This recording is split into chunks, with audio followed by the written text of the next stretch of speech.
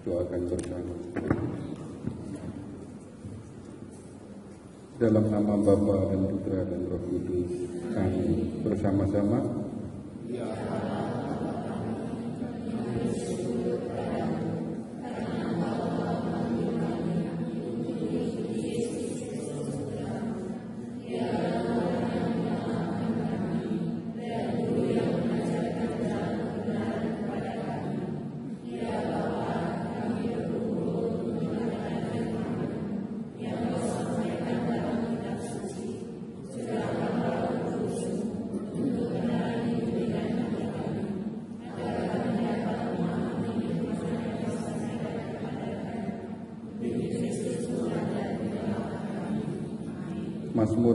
Mazmur 31 ayat 2 sampai dengan 9 bersama-sama. Padamu ya Tuhan aku berlindung,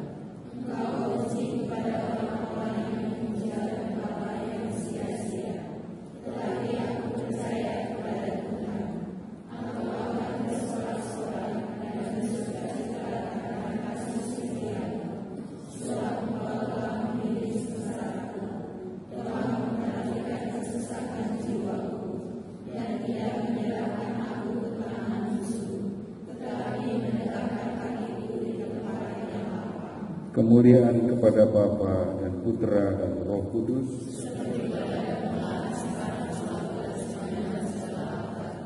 Dalam nama Bapa dan Putra dan Roh Kudus. Selamat malam, Bapak dan Saudara. Baik, malam ini kita akan coba belajar, kita akan lihat teks dalam Injil yang tidak berupa cerita. Lalu kita mau bahas apa? Silahkan ke Injil Matius bab 6.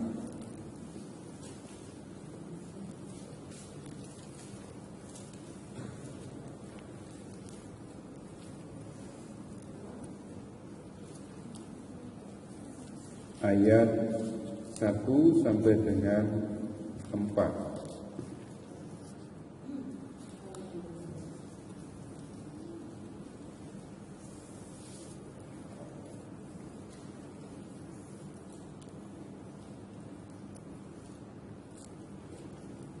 Sudah ketemu? Baik, kita baca bersama-sama. Ingatlah,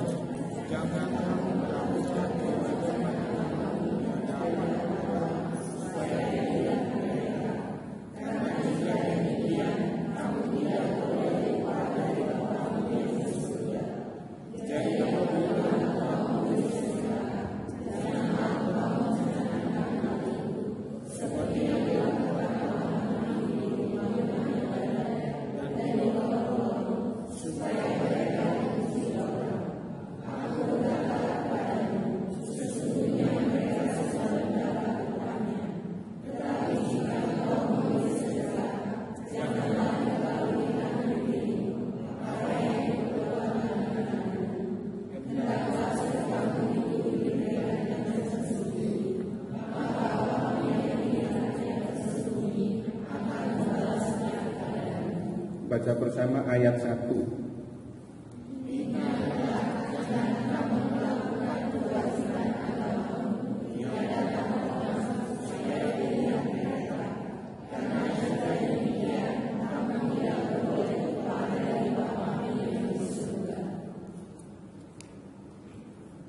ayat 2.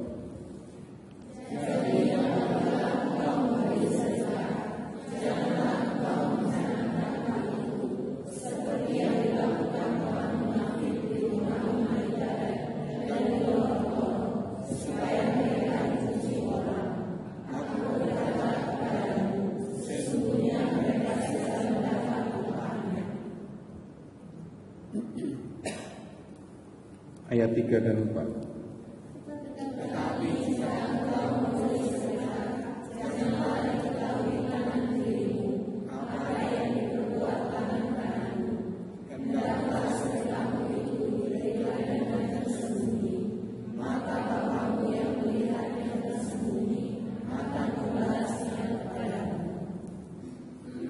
Baik, sekarang kita lihat dulu.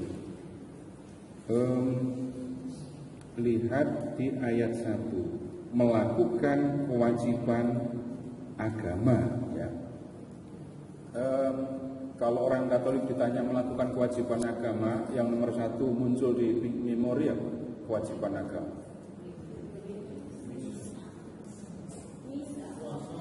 Misa, nomor 1 pasti gereja, misa. Terus nomor 2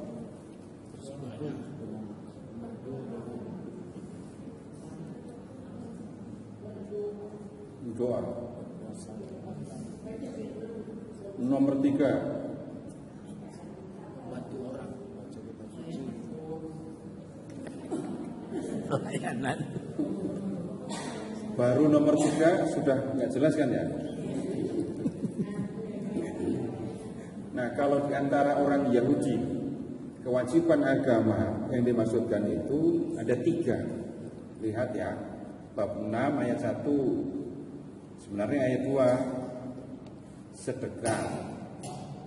Yang kedua ayat 5 berdoa.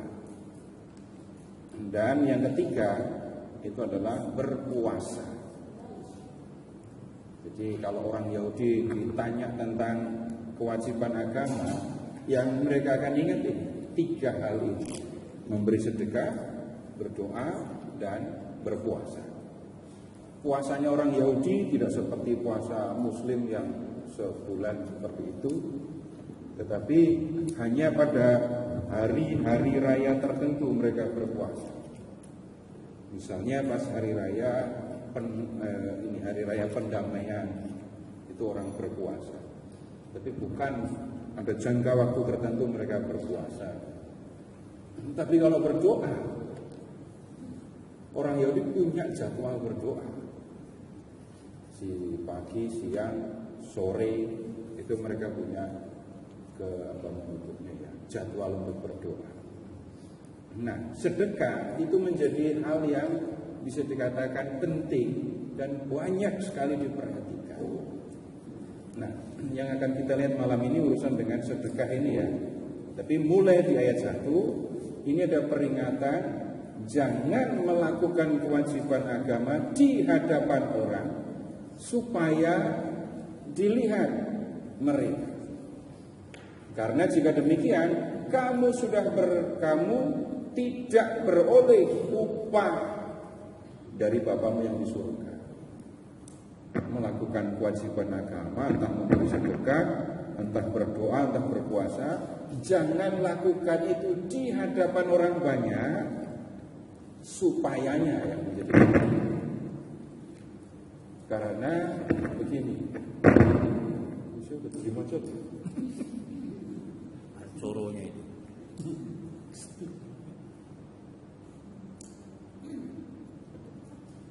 Tes. Oh gitu ya.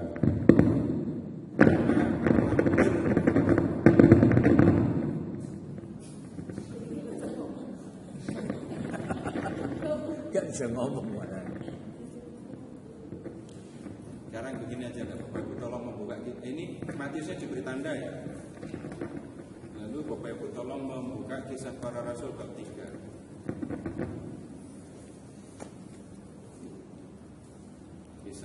Kisah Para Rasul bab 3.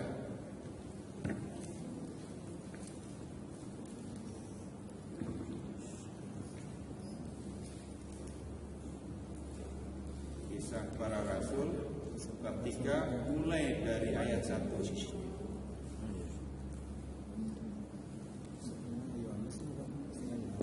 Kisah bab 3 mulai dari ayat 1. Bapak Ibu perhatikan ayat 1 tuh.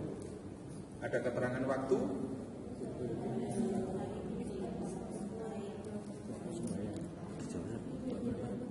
Pukul 3 petang. Dikatakan bahwa itu adalah waktu sembahyang. Ya, jelas ada jadwal untuk sembahyang. Kemudian lihat ke ayat 2. Silahkan mendekati bait Allah, mendekati pintu gerbang. Pintu gerbang apa di situ? Ada apa atau siapa di situ?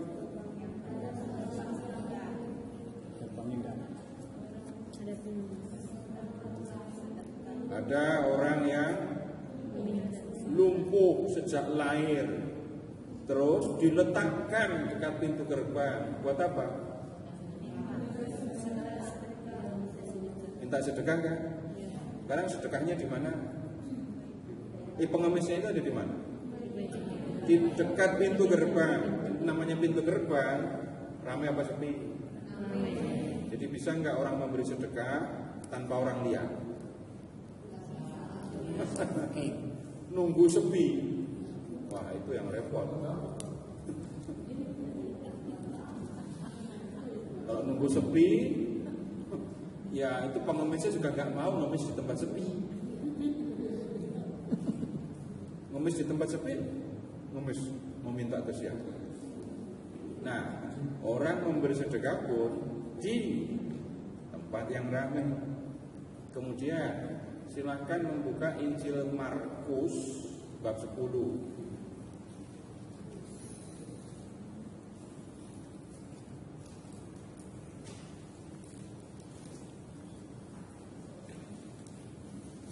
Bapak Ibu silahkan menuju kota Yeriko.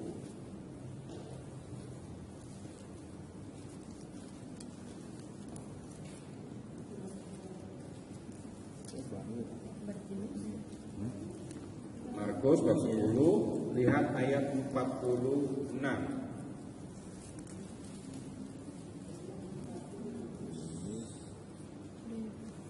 Markus bab 10 ayat 46.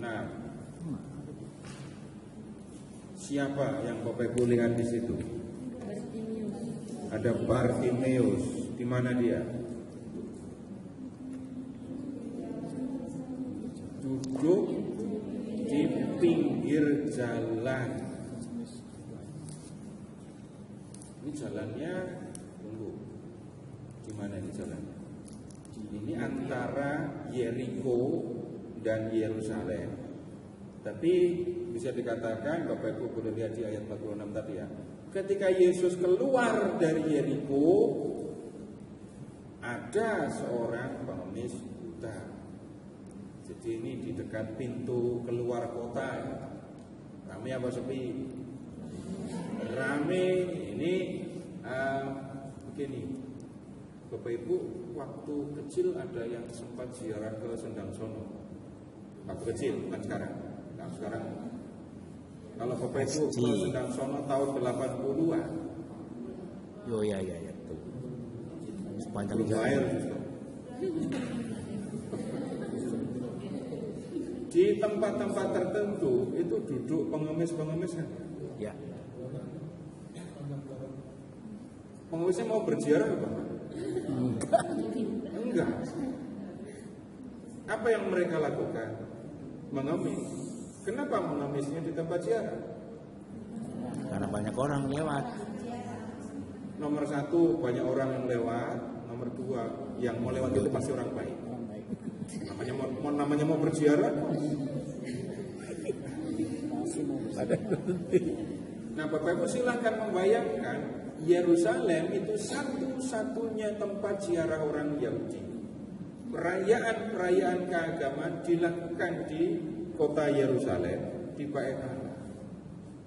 minimal 3 kali dalam setahun orang Yahudi pergi ke Yerusalem. Jadi banyak pengemis yang mengharapkan rezeki dari orang yang datang berziarah.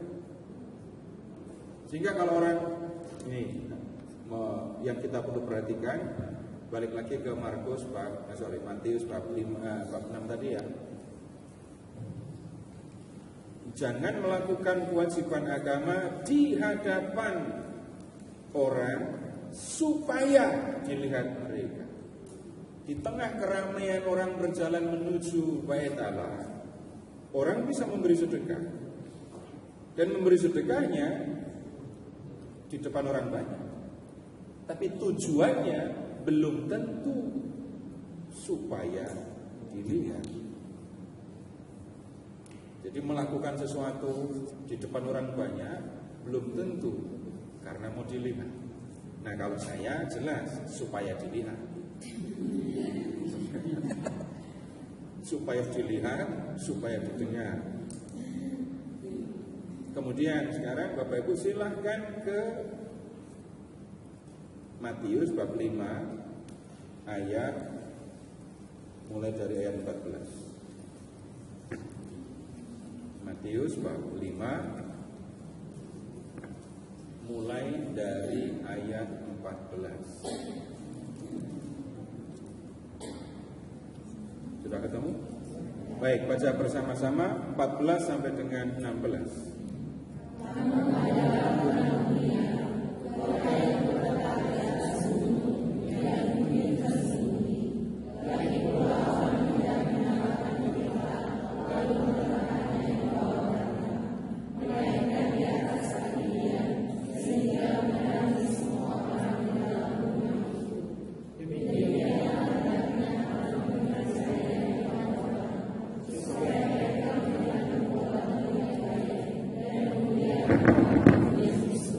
Ulang ayat 16, baca dengan teliti ayat 16.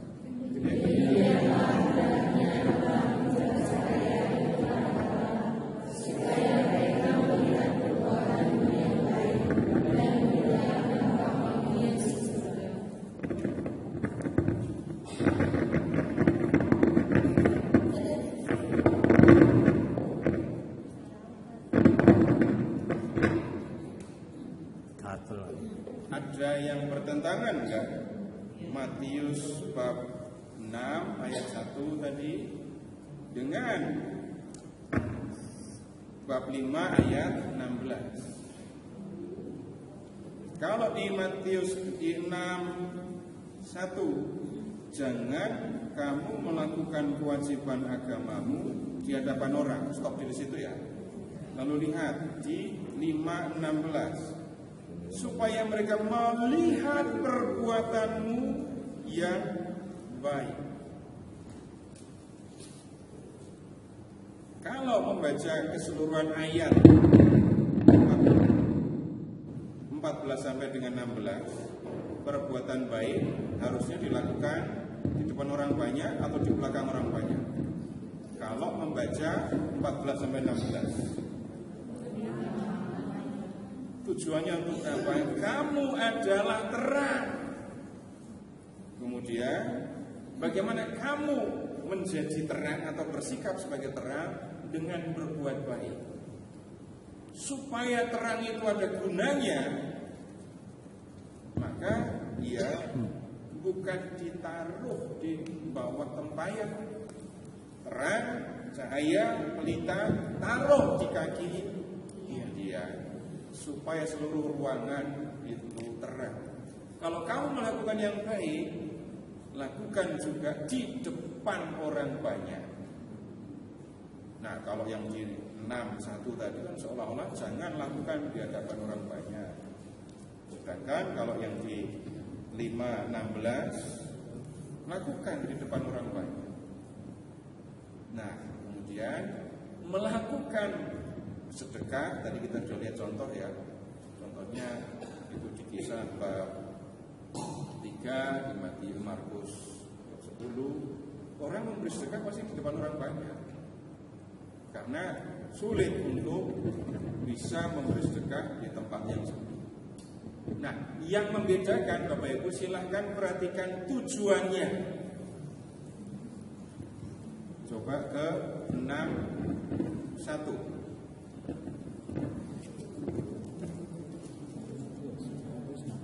61 itu perhatikan, supaya dilihat mereka melakukan kewajiban agama di depan orang banyak, supaya dilihat. Kemudian perhatikan keterangan, kalau demikian, jika kamu melakukan kewajiban agama di depan orang banyak supaya dilihat, maka kamu tidak beroleh upah. Perhatikan dulu bandingannya dengan bab 5 ayat 16 tadi. Supaya mereka melihat perbuatanmu yang baik dan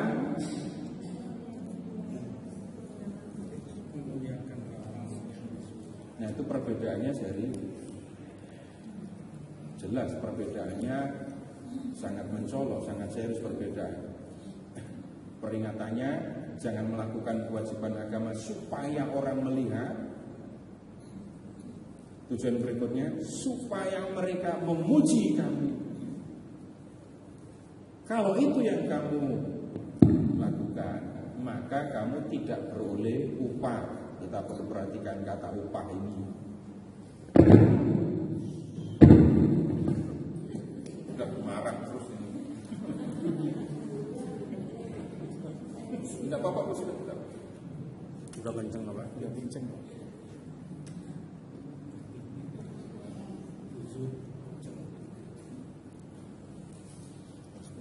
Kata upah ya, saya sampaikan Bapak Ibu, prinsip umum ketika kita membaca kitab suci. Kemudian ada tindakan yang mendatangkan hukuman, ada tindakan yang mendatangkan ganjaran, upah, pahala. Kalau menemukan kalimat yang seperti itu, tindakan ini mendatangkan hukuman, perhatikan saja, jangan fokus di hukumannya, fokuslah kepada tindakan. Tindakan yang mendatangkan hukuman itu berarti tindakan yang tidak berkenan kepada Tuhan. Kalau ada tindakan yang mendatangkan ganjaran, upah, pahala gitu ya, maka perhatikan jangan ganjarannya, tapi perhatikan tindakan. Tindakan yang mendatangkan upah, ganjaran itu berarti tindakan yang berkenan kepada Allah. Baik, untuk contoh ya. Untuk contoh, silahkan membuka kitab Keluaran bab 21.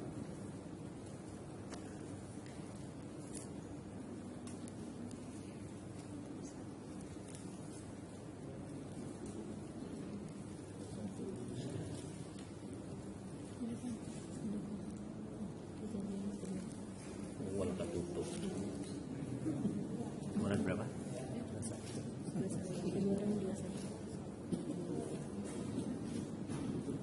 Keluaran 21. 21 kan? Oh, Keluaran.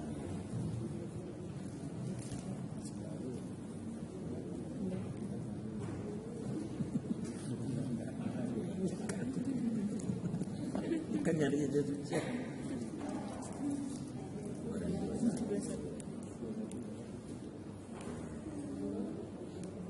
Sudah? Lihat ayat 15.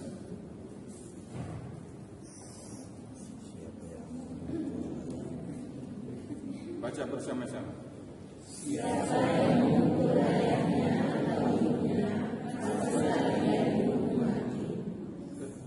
Kesalahannya apa? Tindakannya apa yang mendatangkan hukuman? Memukul. Memukul bapak, memukul ayah, hukum mati. Kalau Bapak Ibu membaca teks itu, Bapak Ibu pertama-tama konsentrasi di memukul ayah atau hukuman mati. Saya udah peringatkan duluan loh ya.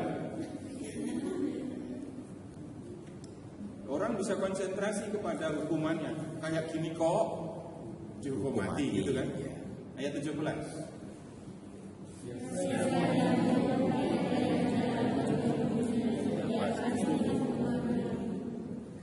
Kalau ini kesalahannya apa? Mengutuki orang tua. Hukumannya mati. Sekali lagi jangan konsentrasi di hukumannya, konsentrasilah kepada tindakan. Tindakan mendatangkan hukuman. Oh, berarti tindakan ini tidak berkenan kepada Allah. Apa itu? Memukul orang tua, mengutuki orang tua. Hukumannya segitu. Iya, itu menunjukkan mengutuki orang tua, memukul orang tua itu kesalahan yang sangat serius. Baik, silahkan ke kitab Imamat bab 17.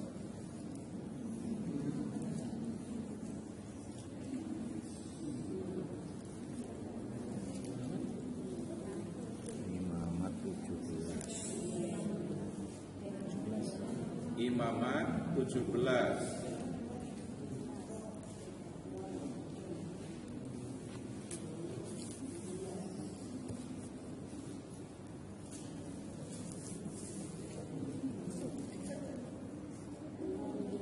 Sudah?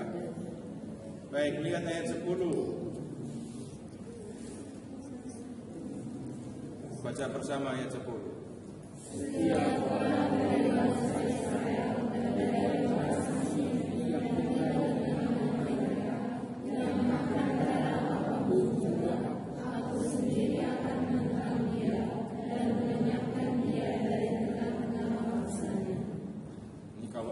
Diterapkan beneran harafiah mati semua kita.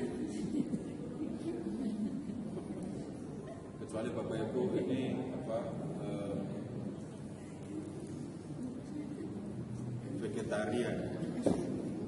vegetarian atau herbivora?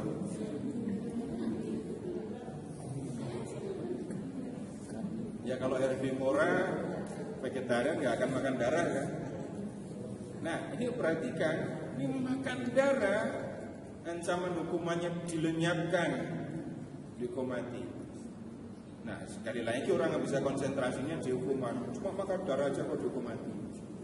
Yang dimaksudkan jelas orang Israel tidak boleh makan darah. Kenapa? Ada keterangannya. Nyawa makhluk ada di dalam darahnya.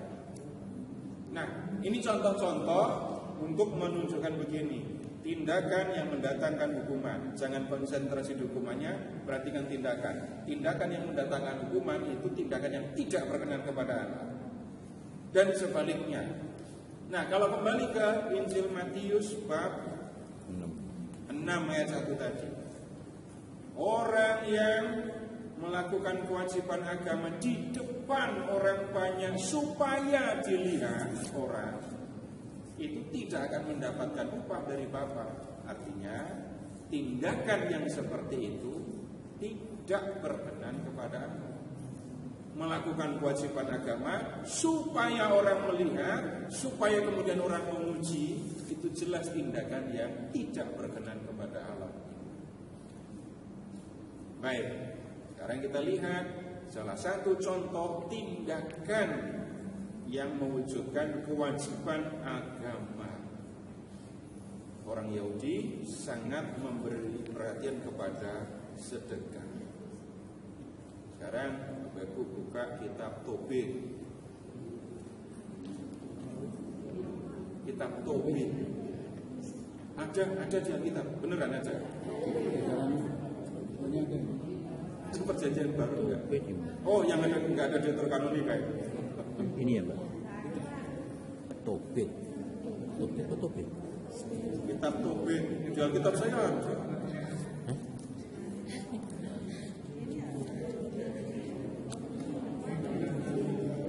Itu Tobit kan? Tobit kan? Enggak Katolik kalau kita. Ada Deuterokanonika enggak di depannya? Kalau enggak ada Deuterokanonika enggak ada.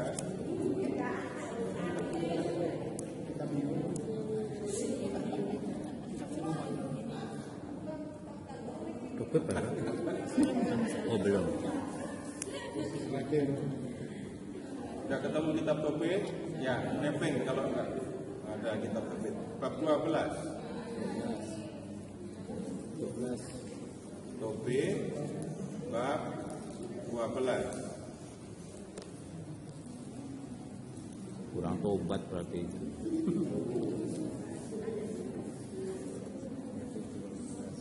Tauhid 12. Lihat ayat 9.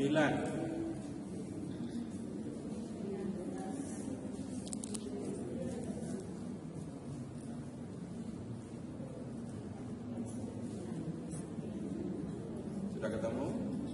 Baik, baca bersama-sama Tobit 12 ayat 9. Memang sebenarnya melepaskan dari maut dan menghapus setiap dosa.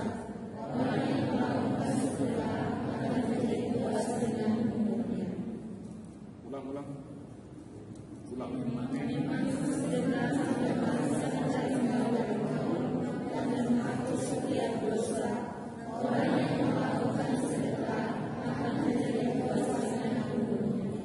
Orang yang melakukan sedekah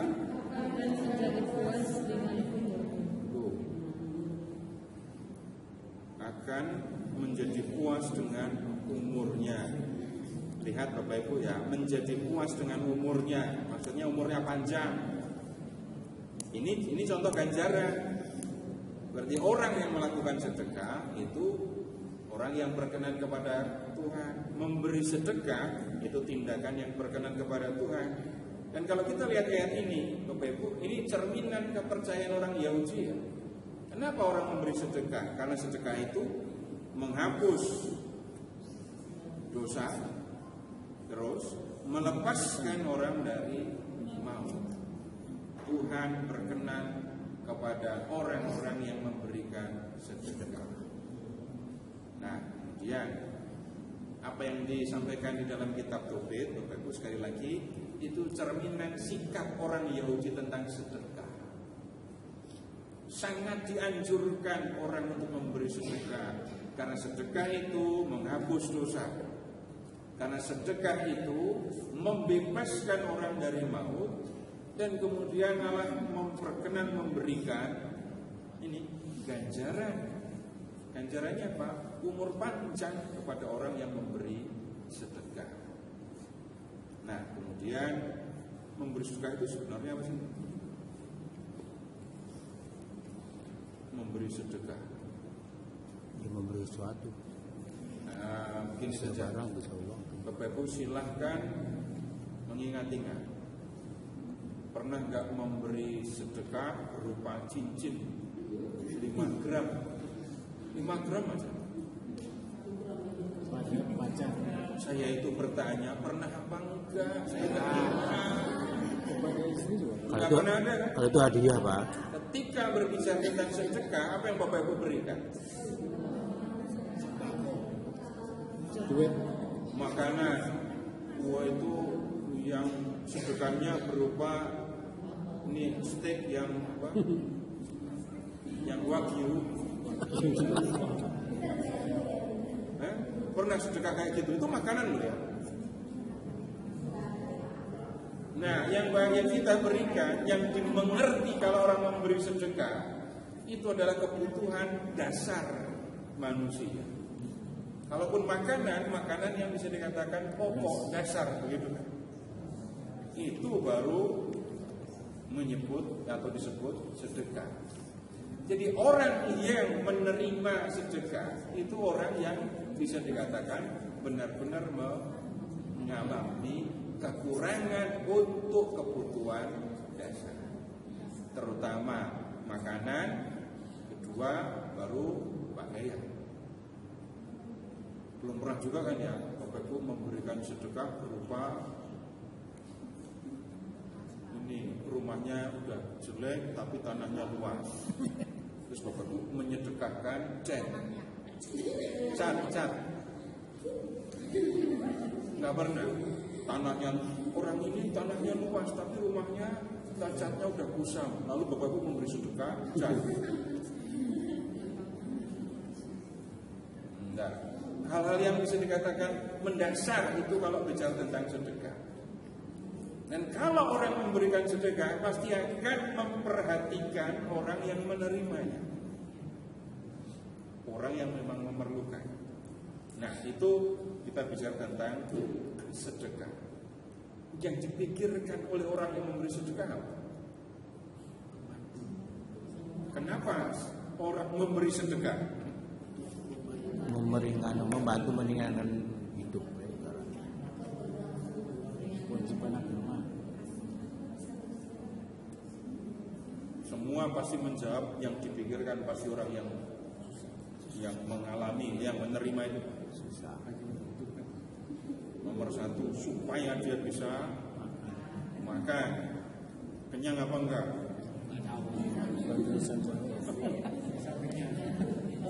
Ya, jadi orang yang memberi sedekah pasti memikirkan orang yang akan menerimanya dan melihat orang ini menderita, orang ini kesulitan, orang ini kesusahan, dan aku memberikan sesuatu supaya orang ini bisa mengisi perutnya, bisa makan, dan seterusnya. Nah, kemudian kalau orang memberi sedekah yang dipikirkan pasti orang yang ditolong, tapi ternyata belum tentu. Peringatannya, jangan engkau mencanangkan hal itu seperti yang dilakukan orang munafik di rumah-rumah ibadat dan di lorong-lorong supaya mereka dipuji orang. Aku berkata kepadamu, sesungguhnya mereka sudah mendapat upahnya. Jadi kalau memberi sedekah, jangan kayak orang munafik. Emangnya orang munafik kalau memberi sedekah bagaimana? Mencanangkan. Mencanangkan itu apa itu? Kata dasarnya apa? Canang itu apa? Canang itu apa? Arti kata canang? Canang itu kan salah semua. canang itu bukannya suara ya? Gong kecil iya. Itu. Canang. Gong. Ya di gong lah. Kecil. Supaya bunyi kan didengar. Nah, tapi di masyarakat di suku-suku biasanya punya. Nah, kalau dalam bahasa Yunani, ini teksnya bunyinya bukan mencanangkan, tapi sambil meniup trompet. Nah, kita nggak biasa meniup trompet. Mencanangkan itu begini loh. Dulu di zaman kerajaan, kalau raja mau memberikan pengumuman kepada rakyat, maka bentara atau utusan raja akan datang ke suatu tempat yang biasa orang berkumpul. Utusan raja itu akan memukul canang supaya orang datang. Lalu utusan raja baru memberikan pengumuman. Mencanangkan itu artinya begitu. Memberi sedekah sambil pukul canang supaya orang datang terus melihat. Maknanya sama dengan yang dalam bahasa Yunani. Memberi sedekah sambil meniup trompet. Trompet di antara orang-orang Yahudi itu digunakan untuk keperluan keagamaan, digunakan untuk memanggil orang untuk berkumpul.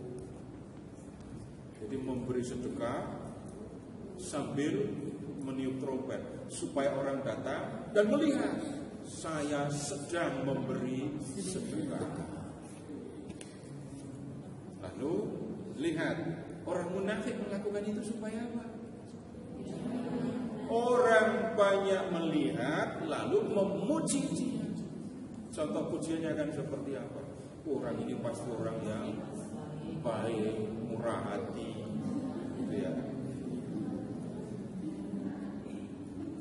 Mau atau sering bersedekah. Nah, kemudian begini, tidak semua orang mengalami atau punya sifat seperti yang mau saya sebut. Tapi Bapak Ibu pernah nggak tahu senangnya dipuji?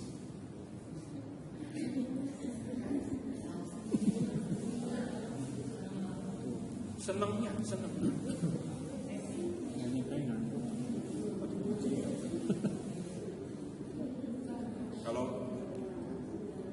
Suster pernah dipuji nggak suster? Wih, suster kok cakep, pulang ngaca itu.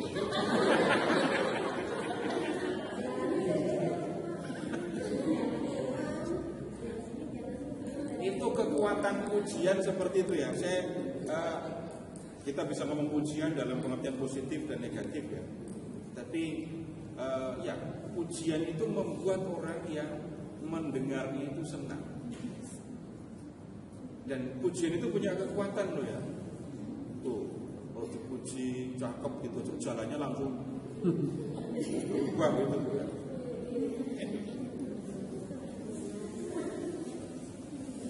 Tapi kemudian juga ada itu situasi yang wajar, itu situasi yang normal. Yang nggak wajar itu ketika orang melakukan sesuatu untuk mencari pujian. Nah, kalau orang mencari pujian itu sudah lain. Kesenangannya, kegembiraannya karena dipuji sudah berbeda. Sekali lagi yang ini tidak semua punya sikap seperti ini ya. Kalaupun Bapak Ibu punya, pasti gak akan angkat tangan. Melakukan, jadi senang kalau orang memuji dia, senang kalau mendengarkan pujian.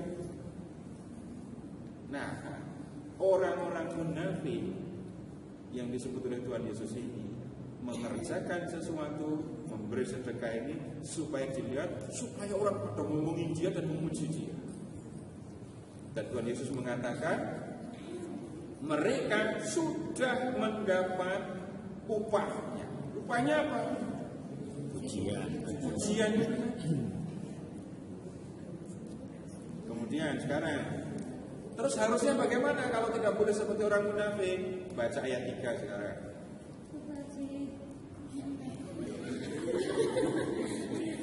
Baca bersama-sama ayat 3.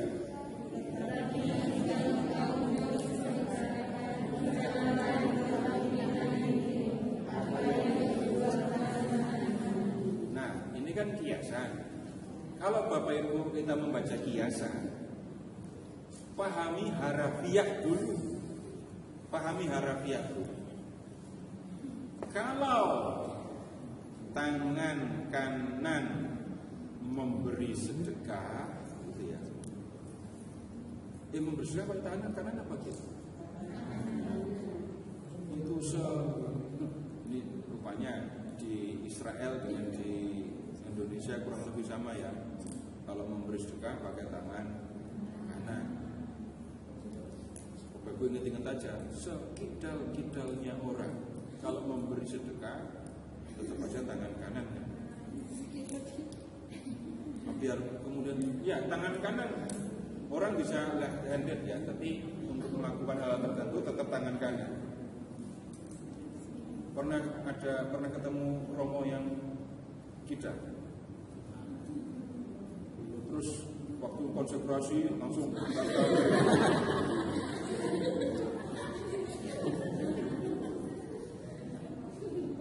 orang Romo biarpun kidal pun nggak akan lakukan itu. Saya baru ketemu satu orang Romo yang mengangkat hosti pakai tangan kiri. Saya baru satu seumur hidup dan saya belum ketemu lagi. Karena tangan kanannya udah nggak ada.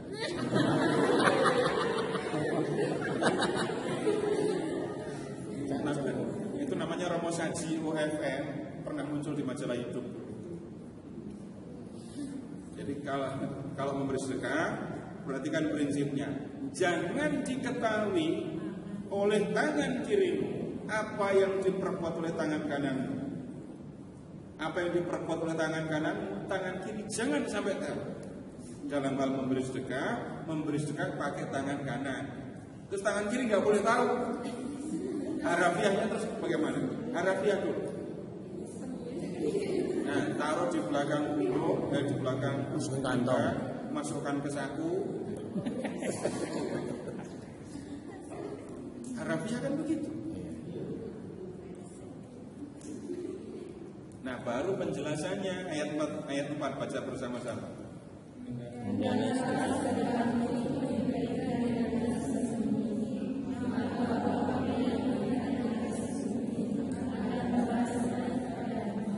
Nah, keterangannya begitu. Kalau memberi sedekah, lakukan yang tersembunyi. Tujuannya untuk apa? Biar hanya Bapamu yang lihat. Jadi yang perlu diperhatikan kontrasnya ya. Orang munafik memberi sedekah supaya dilihat dan dipuji orang banyak. Murid Yesus kalau memberi sedekah melakukannya dengan tersembunyi supaya hanya Allah yang melihat. Sekali lagi ini tidak perlu dipertentangkan dengan kamu adalah cahaya dunia. Dalam ucapan tentang cahaya dunia tadi, supaya orang melihat perbuatanmu yang baik dan memuliakan ya, Bapamu yang di surga. Nah, kemudian kita masih kembali ke ayat 3 dan 4. Kalau memberi sedekah, lakukan itu dengan tersembunyi. Jangan berpikir, jangan punya niat untuk memberikannya supaya aku mendapatkan pujian. Nah, kemudian kalau sekarang ini kan yang diajarkan oleh Tuhan Yesus seperti ini. Dan kemudian kita ya melihat di sana sini mengenai ini penjelasan. Ada yang perlu ditanyakan? Ya. Ini kalau dibaca di ayat 6 ini ya Pak, yang ayat 1 itu ada upah, ayat 2 ada upah. Apa ini? Ada apa? Upahnya. Nah, ini berkaitan dengan hukum Taurat atau ajaran Yesus Pak? Betul. Kalau yang tadi dari topik itu kan upahnya umur panjang dan ya. Jadi kalau bicara tentang ganjaran upah gitu ya, Bapak Ibu, itu biasa kita temukan di antara orang Yahudi. Jadi ganjaran upah, Bapak Ibu, gini aja deh, tolong membuka kitab Ulangan. Jadi cara berbicara bab 28.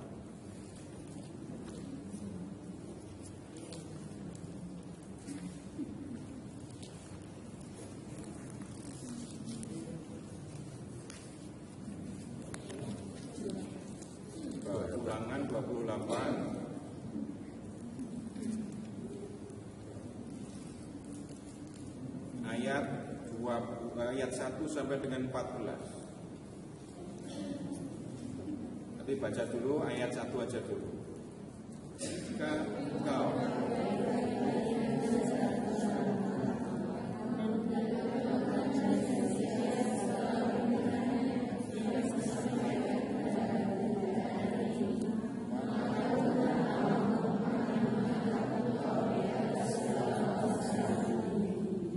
jelas. Ayat 2.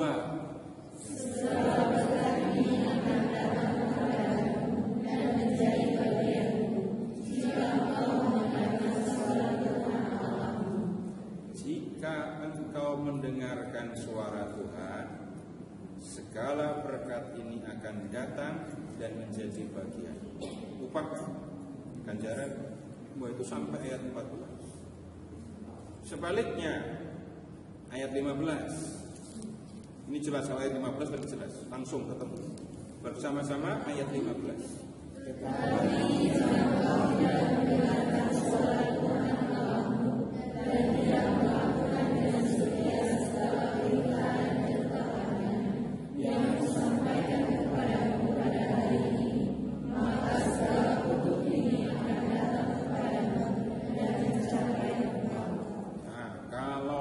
Mendengarkan suara Tuhan, nah kutuk akan menimpa. Mana kutuknya? Dia baca terus sampai selesai itu kutuk.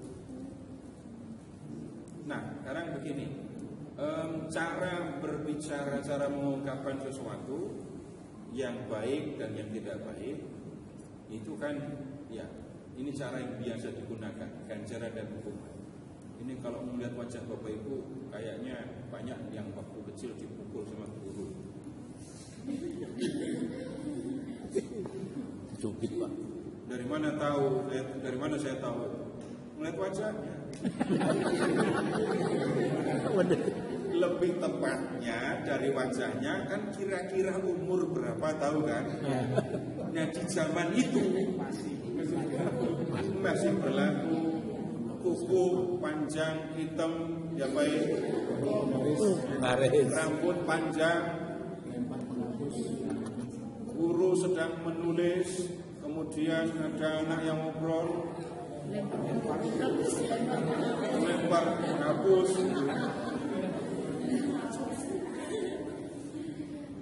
Kemudian kalau di rumah dulu waktu masih kecil pernah nggak ada temen yang ini mulutnya suka ngomong jorok terus sama mamanya diambilin cabai?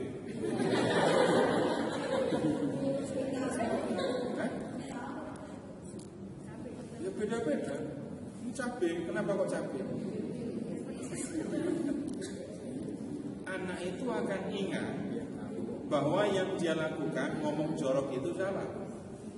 Begitu kan?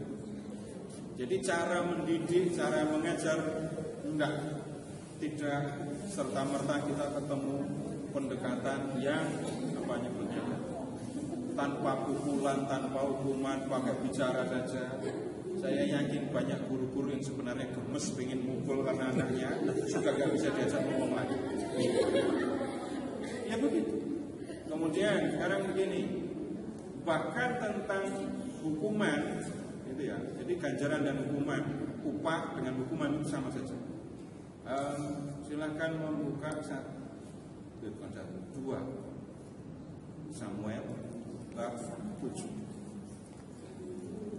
Ingat kalau bapak menghukum anak itu pakai cara 2 Samuel bab 7. 2 Samuel 7 gitu ya.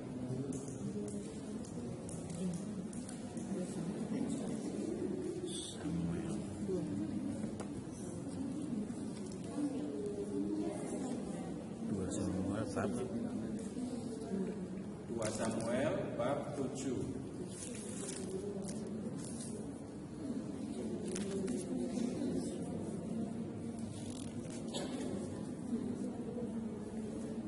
Enggak, lihat ayat 14.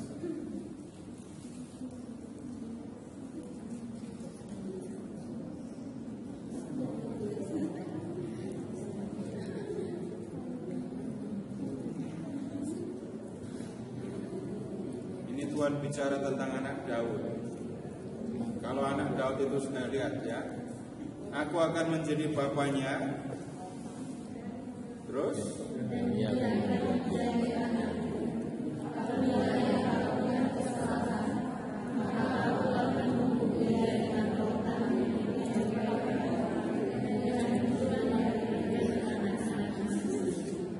ternyata bapak-bapak guru itu dulu baca ini ya. Ini hukuman. Jadi hukuman dan ganjaran itu biasa. Apakah Tuhan Yesus juga menunjukkan soal hukuman? Bapak Ibu gampang mengingatnya. Kalau matamu menyesatkan kau, jelaskan hukuman.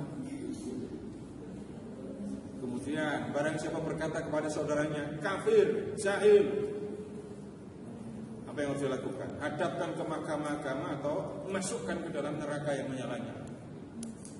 Jadi Bapak Ibu ketika bicara tentang upah, ganjaran, hukuman, itu urusannya ya berbicara tentang tindakan yang benar dan tidak benar, dan itu cara berbicara yang bisa dikatakan mengikuti perkembangan pemahaman pendidikan manusia. Hanya begitu saja. Jadi sekali lagi tetap sama. Tuhan Yesus itu rabi orang Yahudi yang mau tidak mau masih ada di dalam pemahaman atau memiliki pemahaman seperti orang Yahudi yang lain. Ada lagi. Bapak Ibu senang ditanya, suka saya buatin pertanyaan.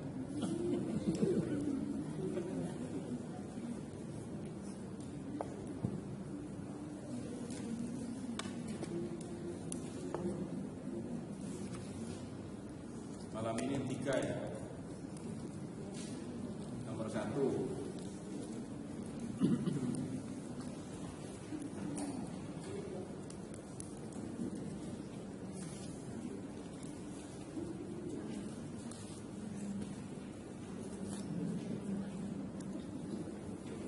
Jelaskan cara orang munafik memberi sedekah.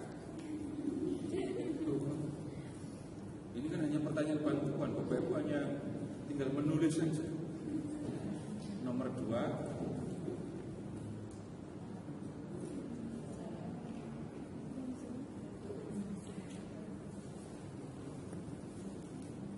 jelaskan ajaran Tuhan Yesus tentang bagaimana memberi sedekah.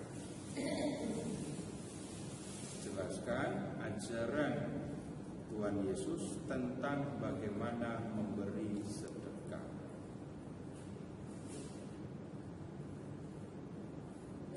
Ya, nomor 3, buatlah doa berdasarkan jawaban nomor 1 dan nomor 2.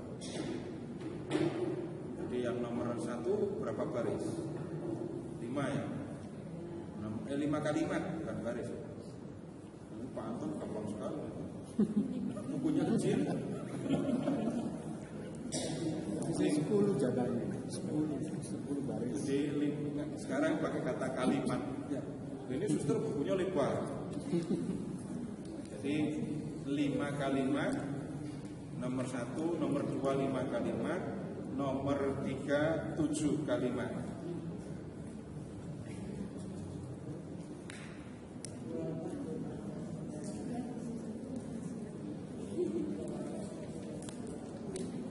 Dan istirahat dulu.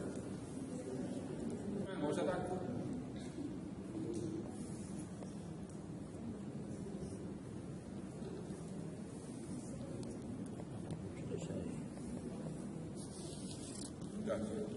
Sudah kalau baca. Atau saya minta Pak Selamat tunjuk loh nanti. Iya paling bagus ya.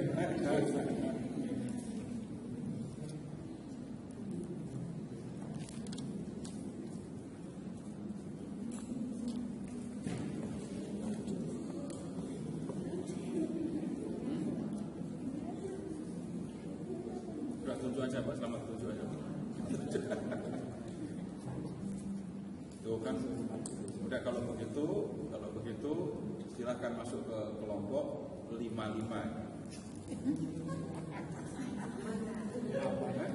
Kalau di mau rame-rame ternyata nggak rame. Silahkan masuk dalam kelompok 1 demi 1 membacakan nomor 1 dan nomor 2 langsung. Ya, habis itu salah satu memimpin teman-temannya untuk berdoa. Seperti yang sudah kita lakukan, doanya diawali dulu pakai kata berbuka. Habis itu doa satu-satu, diakhiri doa Bapak kami. Itu ya. Ya, silahkan 55.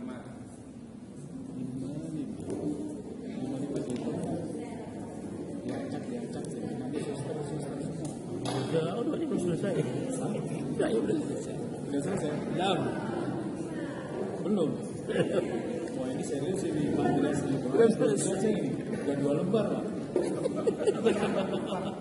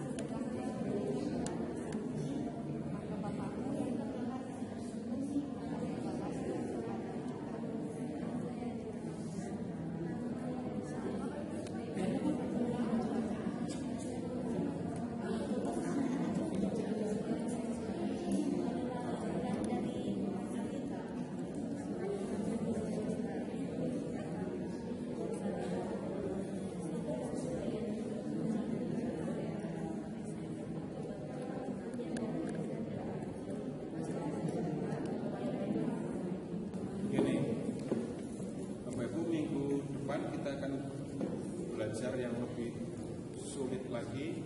Tapi kalau Bapak Ibu minggu depan datang, nanti di bulan kitab suci Bapak Ibu jagoan. Jadi saya ajak Bapak Ibu untuk dalami dan menggunakan cara yang kurang lebih sama materi untuk bulan kitab suci. Tapi kemudian memang berbeda, Bapak Ibu harus banyak belajar. Kita melihat lebih banyak keterangan karena teksnya asing untuk yang nggak baca kita. Jadi untuk pertemuan berikut Bapak Ibu tolong membaca kitab Nahum.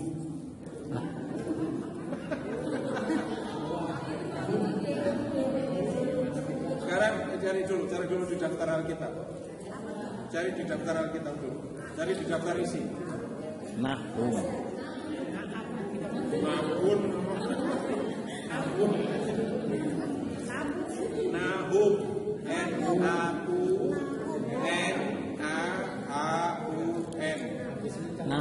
Nahum. Jadi yang akan didiskusikan itu Nahum dan Habakuk. Tapi yang akan kita diskusikan minggu depan Nahum dulu. Cari dulu di daftar isi. Cari di daftar isi. Ada. Nahum berapa? Habakuk. Habakuk itu setelah Nahum. Baru tahu ya? Dari dulu ada di situ. Habakuk itu muncul di bacaan hari Minggu 1 kali, tapi Nahum enggak. Oh, Nahum dan Habakuk. Berarti diakui kitab pun. Nah, Bapak Ibu baca kitab Nahum ya. Bacanya jangan 1 kali, bisa 3 kali, 4 kali. Nggak perlu ngerti semua, yang penting baca. Tapi jangan 1 kali. Pasti ada yang nyanyi.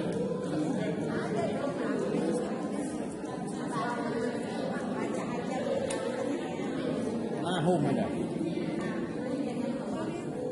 Ya, nanti dibaca beberapa kali. Depan kita ketemu diskusikan kitabnya. Iya, kita coba. Banyak amat. Berapa bab coba dilihat? Berapa lembar? Selembar. 2 lembar doang.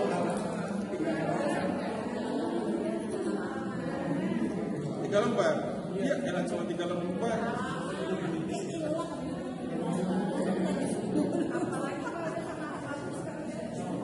Nahum. Udah satu-satu dulu.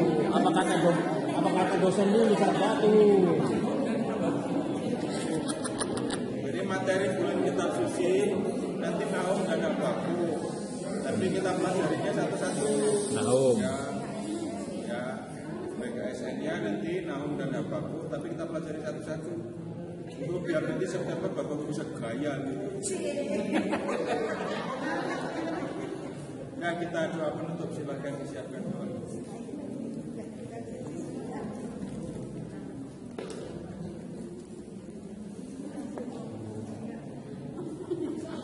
Kalau hanya sosialisasi nggak cukup nanti.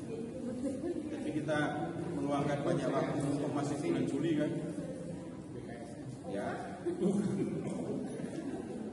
Seru, ini seru. Bapak Ibu juga saya kira mengajukan pertanyaan yang sama, memiliki sikap yang sama dengan yang dilakukan atau sikap apa. Pernah bilang Tuhan biar Tuhan yang membalas ya? Itu Nahum. Nah, sekarang kita kasih suplikannya tuh. Nah, sekarang kita berdoa bersama dalam nama Bapa dan Putra dan Roh Kudus. Amin. Bersama-sama.